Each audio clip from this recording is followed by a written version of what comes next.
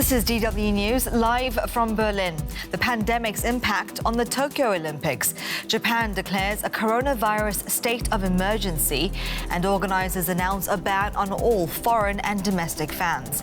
Also coming up, Hungary attempts to enforce gender norms with a controversial new law banning depictions of homosexuality and transgender identity in schools.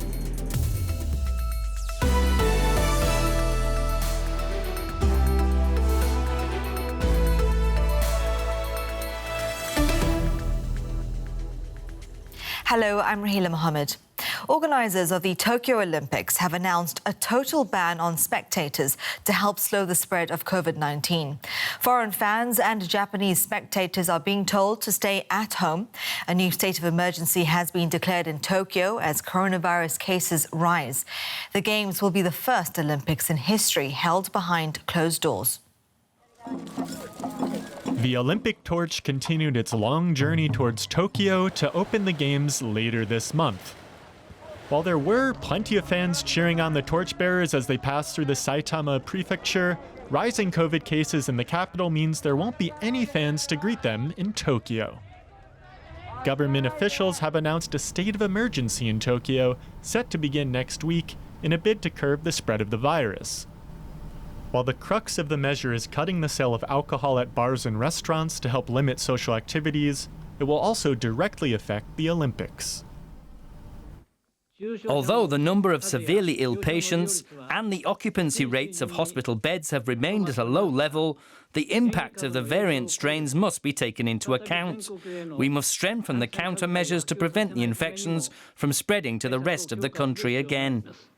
While Olympic organizers had already capped spectators to 50% of venue capacity and barred international fans from attending, the new ruling now prevents any spectators from attending the Games. Though public sentiment in Japan has widely turned against hosting the tournament, Olympic organizers have dug in their heels and are committed to seeing the Games through. We continue to be committed to our principle of organizing safe Olympic and Paralympic Games together with you. And we have shown, this responsibility since the day of the postponement. The Games are estimated to have cost more than $20 billion.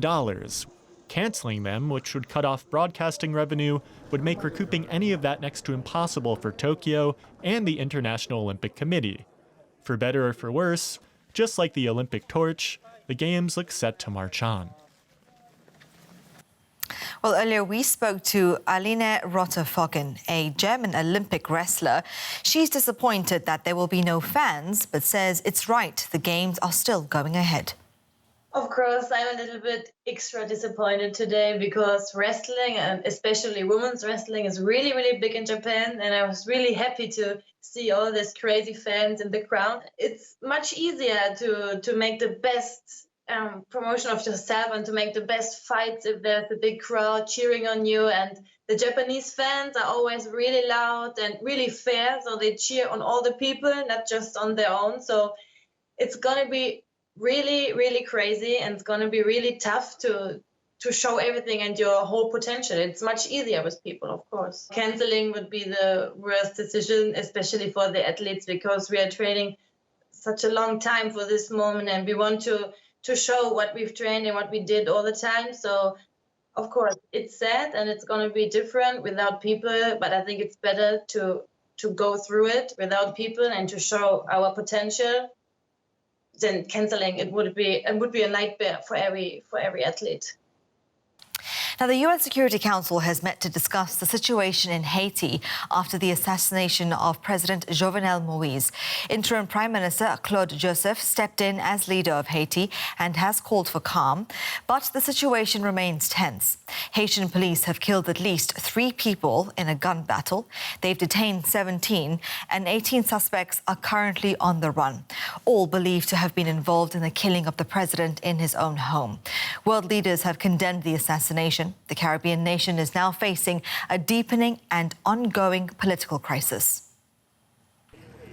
The body of murdered President Jovenel Moïse being brought out of his private residence. Security forces tracked down some of the suspects hours after the attack. Authorities in Haiti said the assassins were foreign mercenaries who had posed as US Drug Enforcement Administration agents in the raid on his home. Most of them were speaking Spanish, some were speaking English. And they entered so easily. And it's unfortunate that, the president died cowardly. Moïse had been in office since 2017. He was a controversial leader. For the last 18 months, the 53-year-old had been ruling the country by decree, without parliament. The opposition accused him of corruption and ties to organised crime. His supporters say he had made enemies by taking on powerful oligarchs. The situation in the impoverished country is dire. Murder and abductions are an everyday occurrence.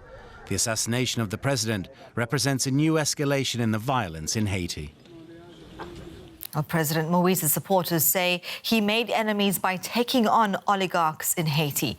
He even said that it would possibly cost him his life. Well, earlier we spoke to Brian Concannon, the founder of the Institute for Justice and Democracy in Haiti, and we asked him about the role of powerful oligarchs and other forces in the country. The oligarchs in Haiti are powerful. In the past, they have been connected to political violence, so that is certainly a possibility. One of the things that makes this so complicated in Haiti, though, is that there are lots of groups that have both a motive to go after President Moïse and a demonstrated capacity to inflict violence. That includes drug traffickers and money launderers. President Moïse was implicated in both. He and his government have also been linked with gangs that have been carrying out massacres that supported government policy. Some of those gangs have recently announced that they were turning on President Moïse, so that's a possibility. There has also been a lot of friction within President Moïse's PHTK party, and many people in that party have a history of political violence. So there are a lot of possibilities, and so far I haven't seen any information that conclusively points to either to or away from any particular party. Well, let's take a look at other stories making headlines around the world. Russia has proposed that the UN Security Council extend aid access into northwest Syria from Turkey for 6 months. It's in response to a rival proposal by Western nations who want a 1-year extension to use the Bab al-Hawa crossing. 4 million people depend on getting aid through there. The Council is expected to vote on Friday. US President Joe Biden says US troops will complete their withdrawal from Afghanistan by the end of August. He reassured his Afghan counterpart, Ashraf Ghani, that US support for the people of Afghanistan will endure. The Taliban fighters have been gaining territory across the country in recent weeks. The death toll from a building collapse near Miami, Florida, has now risen to 64, with 76 still missing and feared dead. On Thursday, a vigil was held for the victims. Rescue teams have now ended the search for survivors, but will continue to recover bodies. Authorities in Belarus have blocked the website of a leading media outlet and detained several of its journalists. Nasha Niva is one of Belarus's oldest newspapers. It has been critical of the country's longtime leader, Alexander Lukashenko. The government accuses it of spreading information on behalf of organizations not registered in Belarus.